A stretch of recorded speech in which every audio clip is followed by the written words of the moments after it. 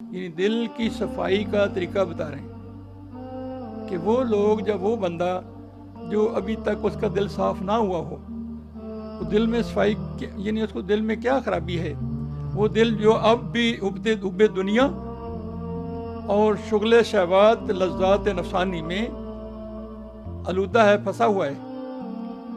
اور مردار دنیا سے باز نہیں آتا، اس دل کے لیے اللہ تعالیٰ کا ذکر سائیکل ہے، بشرطے کہ وہ طالب مولا ہو اور مرشد بھی خدائی صفات رکھتا ہو، یعنی مرید بھی طالب مولا ہو اور مرشد بھی کامل ہو، اس کا بھی اللہ تک رسائی ہو، نسبت والا ہو، حضور پاک صلی اللہ علیہ وسلم کا غلام ہو، اس میں وہ صفات ہوں جو رہبروں میں ہونی چاہیے۔ جیسا کہ علی شیر راز فرماتا،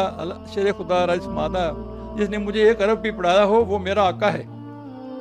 اس سے یہی تلقین مراد ہے، یعنی 1 ارب مجھے پڑھایا وہ میرا آقا ہے۔